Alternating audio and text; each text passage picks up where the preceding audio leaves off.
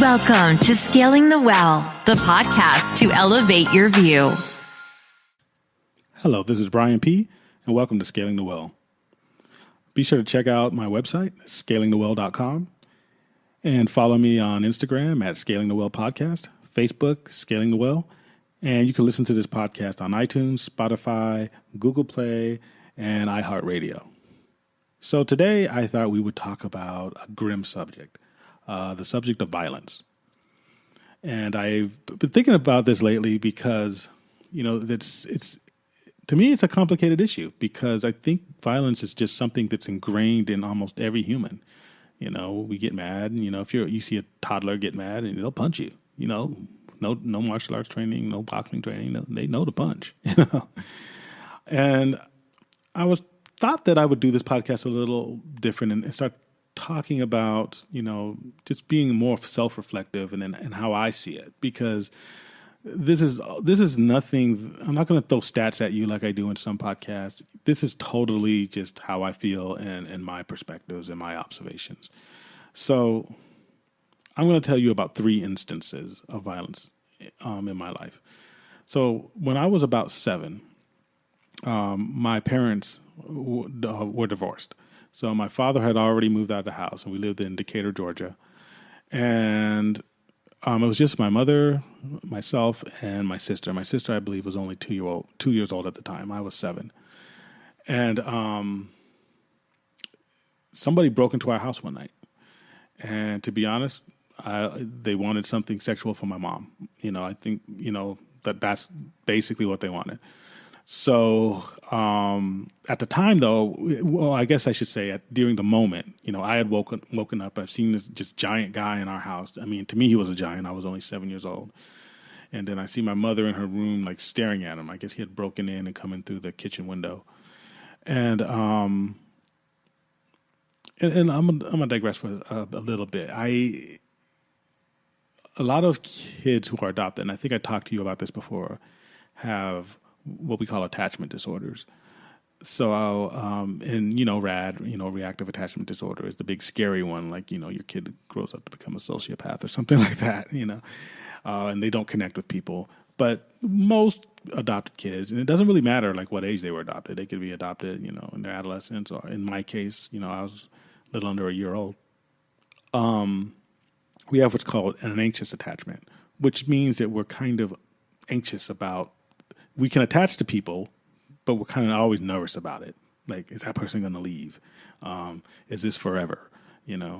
And these attachment issues affect us throughout our entire lives, even into adulthood. We tend to have, anxiety of different grades. Some have major anxiety, some have low level. I have some anxiety myself. And I'll be talking about anxiety, other mental health issues, and personality disorders in some upcoming podcasts. So I got a lot of requests for that. And now I've gone on to a tangent upon a tangent. But but the reason I was bringing up the whole attachment disorder is because I did have this nervousness, and not that my mother didn't love me or anything like that, but it was more of I was just in constant kind of fear, and like I thought there was going to always be some unknown surprise. That's how I felt as a child. My sister doesn't seem to have that. My sister was she was a fighter since we got her. I don't know.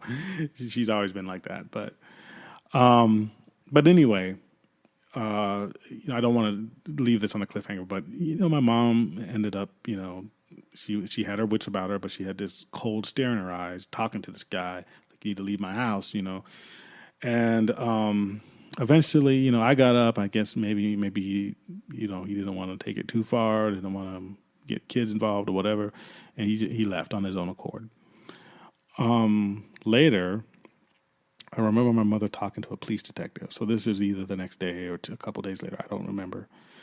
And I was in the next room, and I don't think my mother knew I was there. And my mother said something, and it was weird. And this might not seem like a big deal. It might seem like bravado or whatever. My mother does not have bravado. But she said, yes, she was scared for herself. And she's telling this to a police detective. But if he would have threatened my children, I would have killed him. Now, that kind of seems like an appropriate statement, maybe. Yeah, someone breaks in your house. I can see somebody saying that. But you have to understand, my mom, first of all, my mom's, she's 4'11", 105 pounds. Okay. I had a hard time, even at 7, picture her killing anybody, And also, my mother's not a trained fighter or anything. We didn't have any weapons in the house besides, the knives that were in the kitchen, and we weren't in the kitchen. But there was the way she said it, and it was something like that commitment, that steely matter-of-factness that she displayed when she said it. It's something I didn't see from her before then, and she's in her 70s now, and I haven't seen that from her since. And I believed her, and I still believe her. That's I'm not saying she would have been successful, but she would have tried. And for somebody who has an anxious attachment, you might think, wow, that was a horrible story. To me, like, that made me more committed to my mother than almost anything, because for the first time in my life, like, somebody would kill for me, and I believed them. And it's not that I didn't think my mother loved me or anything like that. That's not how anxiety works, especially in a child. But it was this thing that I could hold on to and understand. Like, this is how far this woman was willing to go for me. And so it gave me this sense of security. It didn't fix a bunch of problems, but it gave me this sense of security to where I think that helped me in my adolescence. And so I bring up that is situation 1.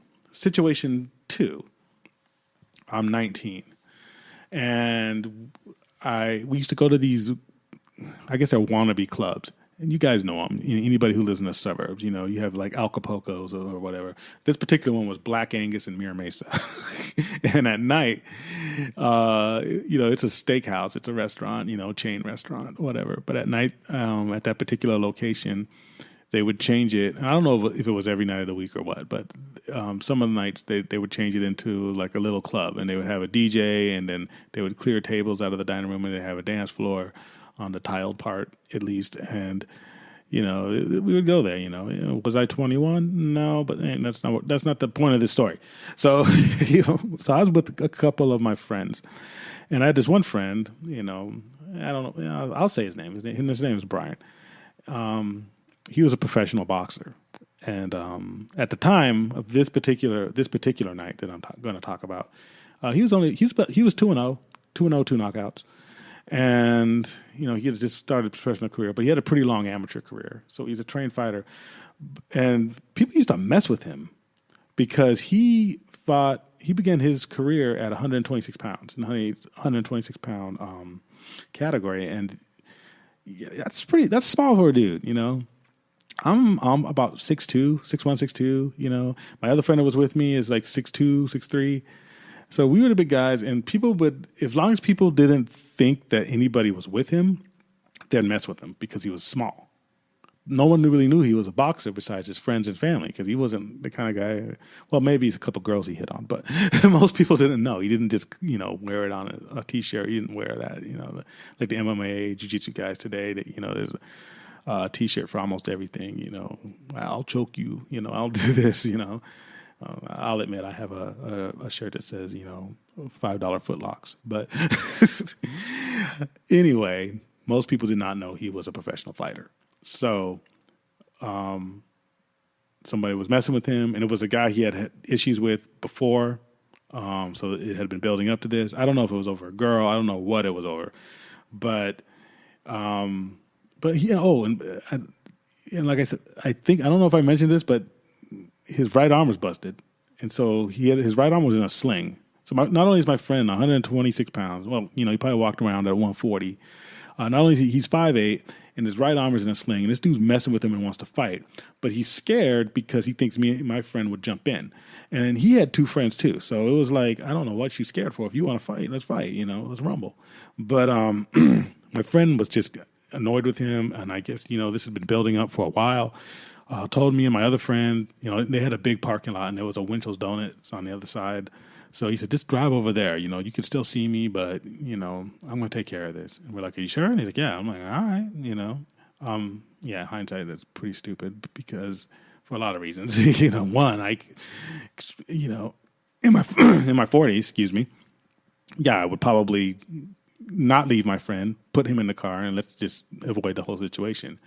Back then, I was thinking this is stupid because what if my friend gets jumped? You know, so, but we did what he said, you know, because he pretty much begged us. He, you know, go over there. And so we went over to Winchell's, pretended like we were buying. I think we did buy some donuts, and then because it was one of those 24-hour places then, and then we came out, and then I looked over, and this guy was coming at my friend, and I don't know if you guys know what a 22 caliber sounds like, but it doesn't sound like any other type of gun because it sounds like a crack. It's like, and I heard that 3 times. My friend, they were all left hooks from my friend, and we could hear him probably 500 yards away. Well, maybe not 500, maybe 300 yards, about 300 yards away, and we could hear this sound because it was an empty parking lot. You could just hear these, you know, echoing all this thing. And this dude went to sleep. My friend just put him to sleep. The only thing damage that was to my friend is that when he came at him, he grabbed my friend's shirt, and my friend just kept, you know, hit him the first time and knocked him out, and he still grabbed his shirt, and he hit him 2 more times. But the guy had a death grip. He went to sleep with a death grip on my friend's shirt, and so his body weight just ripped my friend's shirt. So my friend was upset about that, but that was it.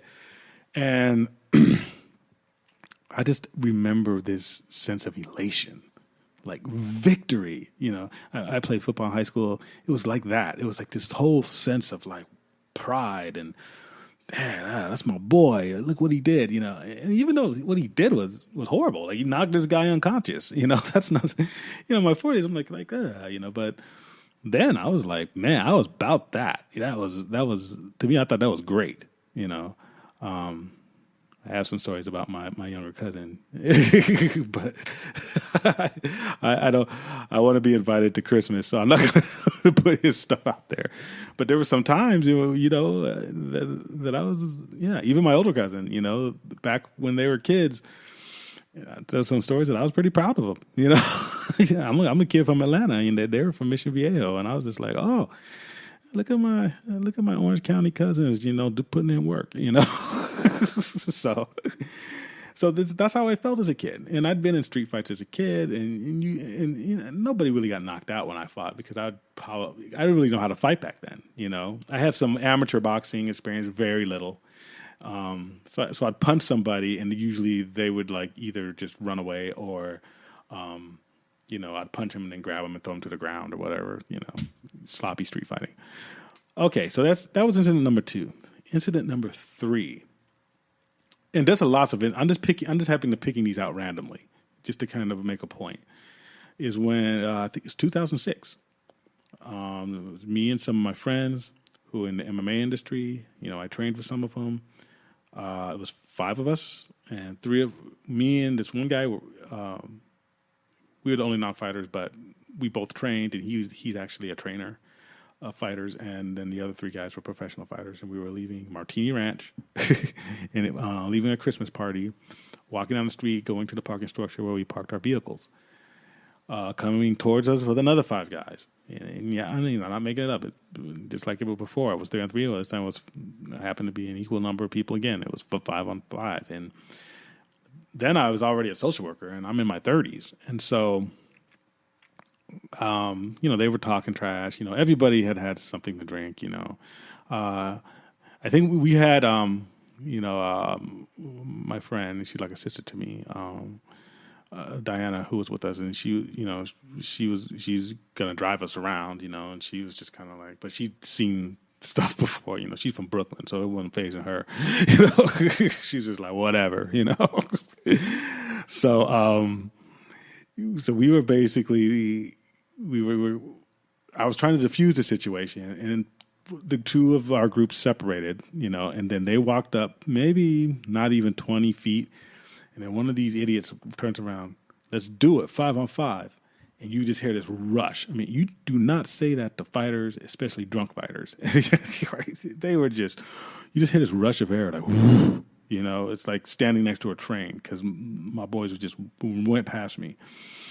And I didn't really want to fight, but, you know, it was at that point, you know, like where I grew up, it was kind of enforced that, like, look, if your friends are fighting, you're fighting. Nobody's sitting this out. Also, just mathematically, if I didn't fight, that means one of my friends is getting double teamed. Not that it would have made a difference. But so I ran up on the one guy who didn't have a dance partner, and I think he swung once. I grabbed him, and I started punching him in the back of the head. These sloppy, like, rabbit punches, and he wouldn't fall. And then, because I'm not a professional fighter, my training kicks in, you know, 5 seconds, 10 seconds later. And I hit this sloppy double leg. And in a street fight with somebody who's not trained and you've both been drinking, pretty much if you just touch your hands behind someone's knees, they're going to fall down and move forward. It doesn't have to be a perfect technical wrestling double leg. Fell down, got into, I think it was a knee on belly, and hit him with a couple of punches. I think it was maybe 4. He just kind of curled up in the fetal position, and then I was done. I was like, oh, he's finished. Like, he's not fighting back. I got up, and of course the guy, all his friends were knocked out. All his friends, and there was the one guy though, you know, he just had a black eye or something, who started it. Well, I wouldn't say started it. I mean, we were adults. We all had responsibility, but he, you know, he was the only one conscious, I think, but he's the one who ran off at the mouth. He's now wanting to, like, call the police and, oh, I'm going to put you in jail, and we're going to sue you and all this, you know. I'm like, and so we went to our car, we got away, you know, and he's trying to chase down these bike cops, but, like, again, we had a female driving. They were looking for a bunch of dudes, so we just drove right on past. But afterwards, I'm sitting in the car, and that elation that I felt when I was 19 and that security I felt when I was 7 wasn't there. It was replaced with replaced with disgust. I was disappointed in myself. Like, I'm a 30-year-old man. Well, I wasn't 30. I was over 30, you know. I was in my mid-30s. And, you know, I just beat somebody up. And for what? You know what I mean? You know, I wasn't paid. It wasn't a professional fight. It wasn't even sparring. And the guy, it was obvious that he had no training or anything, so I obviously had an advantage. You know, we were roughly the same size, but it was no fight. And then the guys that my friends fought, they have way more training and, I'll be honest, athleticism than me. These guys were pros. So, you know, yeah, we asserted our manliness that night, but it just didn't make me feel good. And so there were these 3 separate incidents in my life where at 7 I felt security when my mom did this. And then at 19 I felt elation. And then in my 30s I felt disgust, you know. Yet all these things were examples of violence or threats of violence.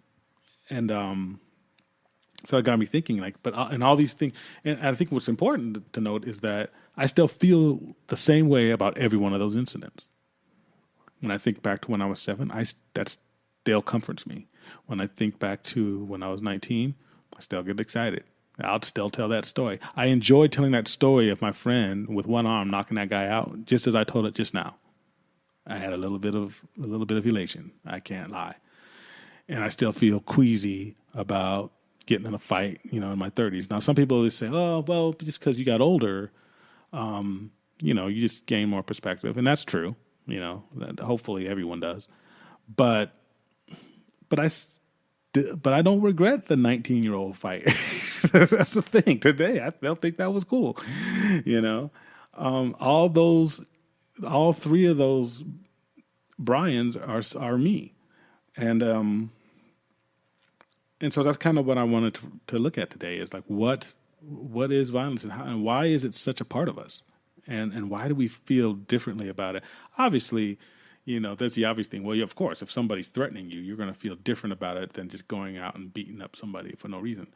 But let's dig a little deeper than that, you know. Let's see, you know. So why are we as humans so attracted to violence? Well, for one, it works. I don't care what anybody says. Fighting doesn't solve anything. Wars don't solve anything. They do. Anytime the entire map of the globe was drawn by violence. It was drawn by rulers whose armies have defeated somebody. So if you live within a state, or if you live within a country, it was forged by violence at some point in time. As a matter of fact, those maps and those boundaries have been rewritten, for millennia, over and over and over again through violence. So when I was in college, and I'll make this a little quick story, I was kind of a troll, and this was before the internet got really big. So I wasn't an internet troll. I did it for real, And I remember we were talking about slaves in one of my classes, and it was like a television for society class or something. I don't know how we got on the subject of slaves, but what happened is that I would say and again, I was being the contrarian and I was being a jerk, right? But there were some other African Americans in my class, and I would say, well, if being, and they were Christian. That was another thing. That's an important point, because they were talking about the atrocities of slavery and then of course segregation, Jim Crow, and all that, and all these things are true, But then me being a troll, I'm like, well, but you guys are Christian, and in the previous class they told me that that's the most important. And they didn't tell just me, but the entire class, that was the most important thing to them. It's Jesus Christ. I'm like, well, we weren't slaves. How would you know Jesus? And if Jesus is the most important thing in your life, being a Christian is the most important thing, in your life, because it's going to get you to heaven, whatever the reason is, then slavery was kind of a good thing for you, right? Oh, they got so mad, It was, to me, I was just trolling them, and, I don't expect people to think that. But my point is that we do have that duality in us to where, different situations, the violence of slavery and the violence of segregation. If you're a black guy like me, has a BMW and a good job, I benefited from that too. It wasn't just the quote unquote white man who benefited from that. I did too. Now, you could say some people benefited more than others. That's absolutely the truth. But to say that I would be better off in another country, and I'm not even talking about being better off in Africa or a country in Africa, or in Europe. I don't want to live in Slovenia. I don't want to live in Russia. There's plenty of majority white countries that I would not buy real estate at this point right now, and I do not want to even visit. To be frank, so. But violence has given me these privileges, and that's violence to my own people, So and I don't talk about this to just be funny, but it is a duality that people have to live with. Violence does work. Look at domestic violence. How many, they say it takes a woman 7 times. And that's when they say it takes a woman 7 times to leave a domestic violence relationship for good, they're not talking about all the times it took for her to get, all the willpower it took for her to get to that first time. Right? We're just talking about the 7 attempts. But it takes even longer just to get to the point where you're thinking of leaving when you're in a domestic violence cycle, because it's like an addiction cycle. It's bad, but the violence works because that threat of violence makes people do things. People have stolen money. People have done things. I've worked in investigations. I've seen what domestic violence can make somebody do or somebody want to do. Rape. Rape is an act of violence. It's not an act of sex. It has a sexual component. But when you hear about these invading villagers, in different tribes and historically, but also going on today, that will go to a village and they rape all the women and everything. Why is that? Well, because rape is a weapon of mass destruction. And so when you have a situation where there is war, you end up with, so this is how it works. How is it a weapon of mass destruction? Well, if you go to a village, and let's say most of the men, well, some of the men are away or whatever, and you attack a village or whatever, you killed somebody's wife and kids.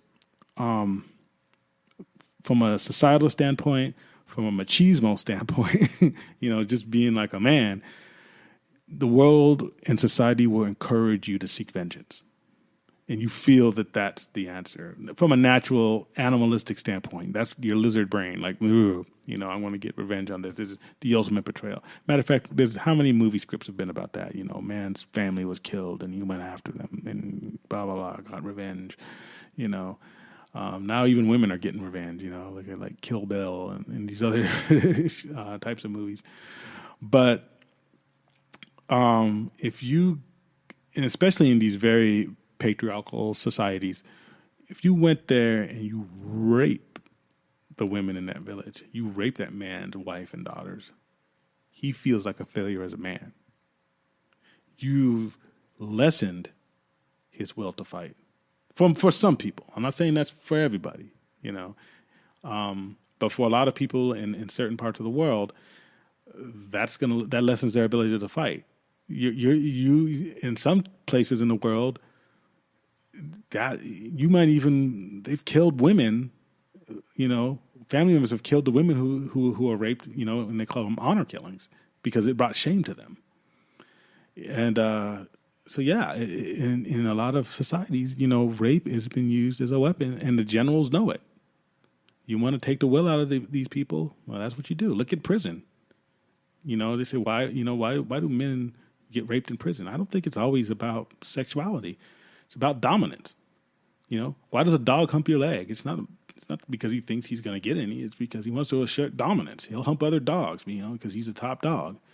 You got to smack him and show him who's the alpha. And that's how. And unfortunately, that's how humans are. In a lot of cases. And it's also just an ultimate expression of rage. How many I've seen little girls, like high school girls, who've never trained to fight or ever. How many times you see on YouTube and they're just throwing down and stuff, and it's just like, what? You're like a little girl. Like, what are you doing? And yet because they get so, when I was in a group home, I wasn't in a group home. When I worked in a group home,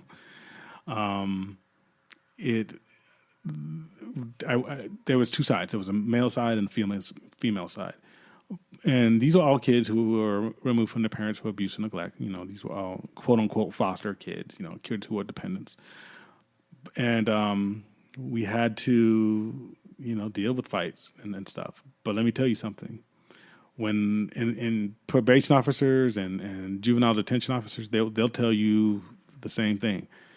When guys fight and they scrap in these institutions, they scrap and it's over. They might not like each other later or but they typically, once they're separated, it's kind of done. When the girls fight, they might not be as technical, but they'll try to scratch each other's eyes out.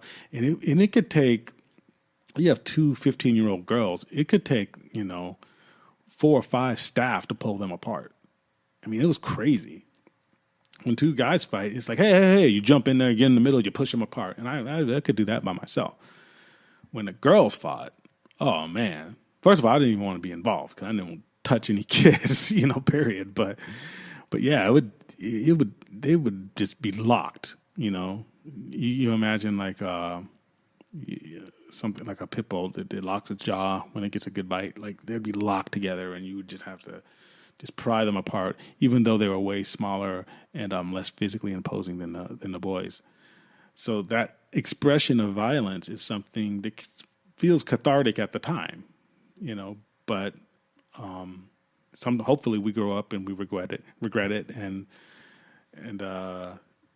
grow out of that need to do that thing. But you'll still see these people. I mean, how many times? I mean, we have the internet now, so you see it. People road raging, people, taking other people's parking spaces and a fight breaks out, people at Walmart, Walmart workers, getting in a fight with a customer. We see, all you gotta do is you can go on YouTube and you'll see a lot of them, thousands of them. And that rage is something that's within all of us. But also violence it can be, and so what all these things have in common, I should say? Control. Like I said, violence works. And that feeling of control over another person, somehow we equate to security within ourselves. And that's why it feels good to go out with a group of your boys and you know that your boys can handle themselves. Until you get to that age where you're too old to be doing that and then you feel nauseous like I did. But I didn't feel that way at 19, If that same fight that happened, the 5-on-5 fight in my 30s happened when I was 19, I'd have been looking for more dudes to fight. That's how I was. That's immaturity, but again, that's those emotions are within us, and we learn to control emotions. It's just like anything else. Like I talk about with dating, it's in relationships, the men want to spread their seed and they want to have sex with a lot of new women. And I think that's the truth. But the same truth is, we can control that the same way you don't punch people just because, you don't like what they said at work. So, these are all urges that we learn to master and that we've agreed on as a society that we need to master. So that's why we're attracted to violence. And then, so what does that, where does that leave us? Well, it leaves us with balance, because violence, as much as it is harmful, as much destruction as it causes, in a microcosm, until every human being, all 7 billion of us, evolve into some other higher life form, it's necessary. I mean, violence did change, the course of slavery. It did win World War II, because the Nazis and the Japanese, they didn't care. They would have kept on going. It wasn't because, these wars didn't end because people got tired. It ended because they had to end, and it ended with domination and violence. Police officers, and I have uncles who are both in military and law enforcement, and you hope that they never have to pull their guns, but when they're out there, you're glad that they have them. So, but I think where we want to go is be, what do we call that? The warrior sage. I think that's where we want to end up. And I think a lot of people say, well, we want to end up in a place where there's no violence at all. No, because I think that there's something that violence does for us. Things in nature do not exist for no reason. And I'm not saying that violence is good. I think violence should always be the last resort. When I got into martial arts, I got into less fights, not more, despite the one that happened in my 30s. I was more confident. But that's what I'm saying. Martial arts is not a violent thing, but I knew how to inflict violence if I needed to. The balance between controlling your emotions, which I always think control. Being in HR, that's what I would tell every one of my employees, in my organization. You got to control yourself. You can't just do certain things because you feel like it. But being that warrior sage of having the knowledge and being ready to learn and being humble and being empathetic, and going back to the empathy podcast, approaching every interaction with empathy will limit the amount of violence that takes place, period. And sometimes, and I'm saying violence could be something as small as just like mad dogging somebody. If you're a guy who, and I would see this a lot in HR, you get complaints about, some guy who might be a little crazy, or maybe he has like a rumored drug problem or substance abuse problem, and he's staring at somebody, yeah, it can be unnerving, but that's a tacit act of violence, not necessarily mean that can be disciplined depending on what happens, but we have little acts of violence that happen every day. How many times have you heard your neighbors yelling? They could be like 2 houses down. You hear them yelling. Maybe nobody ever got hit, but how does that yelling affect the children in that home? How does it affect them and their growth? So violence, is not just physical. It's emotional. As we talked about, when it comes to rape, it can be exciting, because it gives you that sense of victory. It can even give you a sense of camaraderie if you do it as a group. But it's also something that's damaging. And I go back to that fight that I had in my 30s, and I realized that, it was empathy that made me feel disgusted, because that could just as easily have been me and my friends getting beat up. If I was with a different group of friends, I was a social worker at the time. If I went out with my social workers and I ran into some MMA guys, yeah, we'd been the ones getting thumped, and that loss of control, all that stuff, that manhood, everything you link to violence, everything you link to being tough, that could have been taken from me, and I may have taken that from someone else, and I wouldn't want that feeling. I didn't really hurt anybody. I mean, I don't think, I didn't put anybody in the hospital, right? Basically, I punched a guy enough times to where he didn't want any. But, the stuff that he may feel the next day or years to come, like I hope he was just I was drunk and some guy knocked me out. Because I know guys who are like that, and it ends up being a funny story in their life. I hope he's not the type of guy who thinks he needs to get that back and then end up starting a fight that was unnecessary later to redeem his manhood. And then I would be responsible for that as well, so I hope that's not the case. But I think we need to live in a world that's balanced between good intentions, empathy, and a lot of stuff on one side that would account for 99% of our interactions. And then we have that 1% of violence. So people don't get it twisted. This has been Brian P., and this is Scaling the Well. Thank you.